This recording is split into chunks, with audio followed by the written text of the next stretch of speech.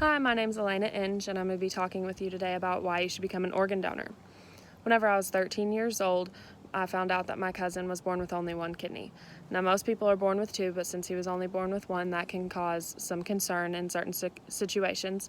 But at 13, you really don't think about that a lot. There's not a lot of opportunities that happen. That can be a risk, and that can be something bad. That would, like, if something bad ever happened, that's not something you think about at 13. But whenever we were about 16 years old and it was about time for us to start driving, I realized that there's going to be more opportunities that show up where he might get injured or something might happen to him and he might need a kidney transplant. So whenever I was getting my license, they asked me if I wanted to be an organ donor. And I thought back to my cousin because that's terrifying, only having one kidney, and if something ever happens, that's your only one and you'll have to rely on somebody else to donate to you. That's just a scary thought. So I said yes, because I want to be a organ donor, because I just don't want people to have to live without if I can donate to them. So being an organ donor means that whenever you pass away under certain circumstances, that they will donate your organs to other people that are on an organ donor list.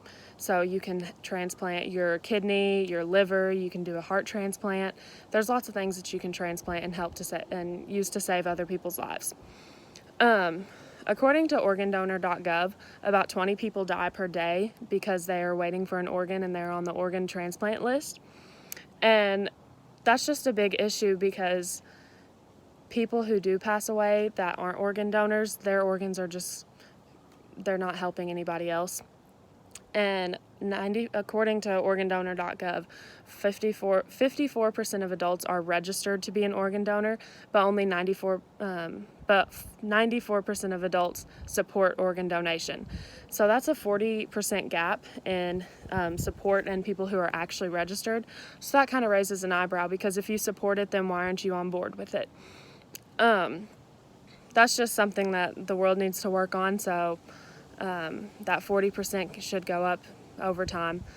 But a lot of people have a lot of concerns with being an organ donor, and MayoClinic.com, they address a lot of those issues and those myths that are said about organ donation. A lot of people think that if they agree to donate, to be an organ donor, that their family will have to pay for like the surgery and everything, but that's not true. If you do agree to donate, then it is a donation. It is not something that somebody's going to have to pay for even after you're gone.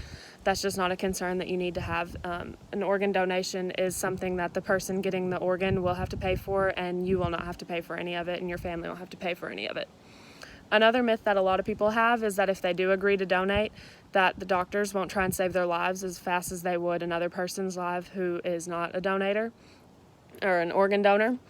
And that's not true either, because whenever you go into the hospital or the doctor's office with an issue, they are trying to save you. They are not worried about who you can save with your organs. They're worried about saving you. So just because you're an organ donor does not mean that you're going to be put on the bottom of the list of people they're trying to save for that day.